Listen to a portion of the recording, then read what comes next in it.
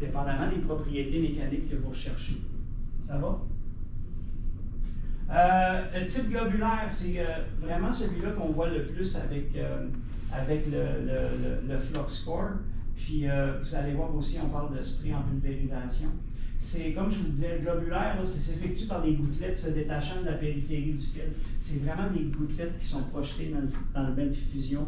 Puis, dépendamment de l'intensité du fil et tout ça, c'est ça qui va vous donner l'impact que vous allez avoir une plus grande pénétration parce qu'elle va être déposée plus forte, fait qu'elle va aller creuser votre fil.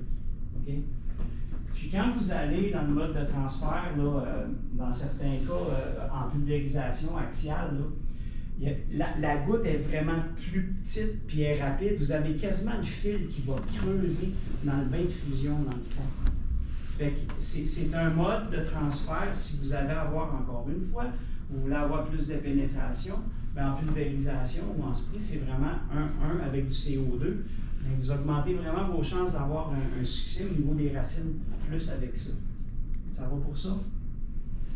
Puis vous allez les essayer, les modes de transfert. Vous allez voir les différences des cœurs.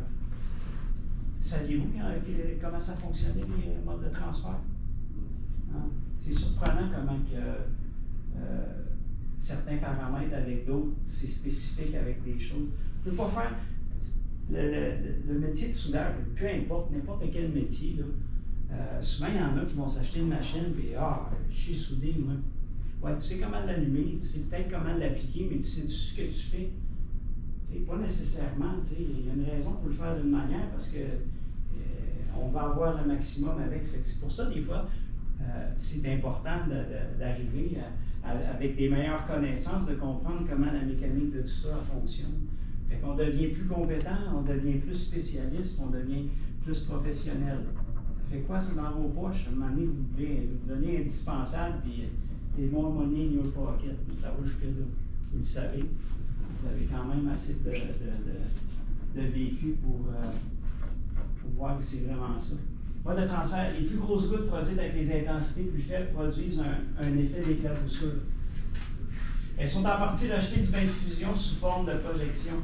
Fait que quand vous avez un mode de transfert en globulaire, ben, ça fait un beau mouillage. Dans l'épaisseur encore jusqu'à 1,5 5/8, ça fait un beau produit, mais ça fait quand même beaucoup de splatter. Pas beaucoup de splatter. Les éclaboussures sont plus grosses. Il y en a un peu plus que si vous y allez en spray, c'est vraiment plus clean en spray. Pardon. Sauf en cas exception, on ne peut pas utiliser le mode de transfert par court-circuit avec les fils fourrés. Ben, c'est parce qu'un fil fourré, là, quand il y a des températures trop basses, bien, le flux et le métal, ils ne fondent pas bien. Ça fait que c'est pas des paramètres. Vous ne ferez pas vous ne changerez pas des rockers de char là, avec un fil fourré au flux core. Vous allez passer à travers du rocker, du frame puis du moteur.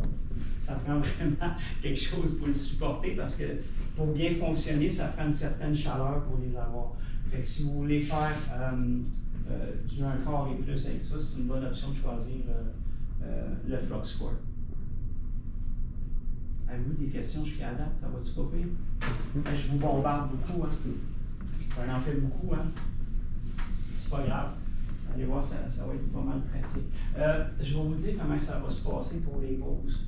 On va prendre, j'ai oublié de le dire tout à l'heure, mais je vais vous le dire quand même là. À 5h30, on va prendre 15 minutes. On va runner jusqu'à 7h, puis à 7h, ça va être notre demi-heure de souper. On va manger de 7h à 7h30. Je vais aller vous montrer la cafétéria, où ce que c'est. Il y a les micro-ondes, il y a tout là-bas. Et puis, à partir de 7h30, on va se rendre jusqu'à 8h45, jusqu'à 9h. Puis après ça, on va continuer jusqu'à 10h moins quart. Puis après, on fait le ménage et on s'en va. Ça vous convient-tu comme ça? Oui. Il y a quelque chose que je voulais vous demander aussi, Luigi, on n'y a pas pensé. Vous autres, les vendredis, est-ce que vous êtes flexible dans vos heures ou vous n'êtes pas capable d'arriver plus de bonne heure? Finissez-vous plus de bonne heure à vos travails? Là, ce que je veux en venir, c'est que je veux vous permettre de peut-être pas finir à 10h le soir. Si, mettons, tout le monde est capable d'être ici à midi, 1h ou 2h, bien, on va reculer et on va finir un petit peu plus de bonne heure pour les vendredis.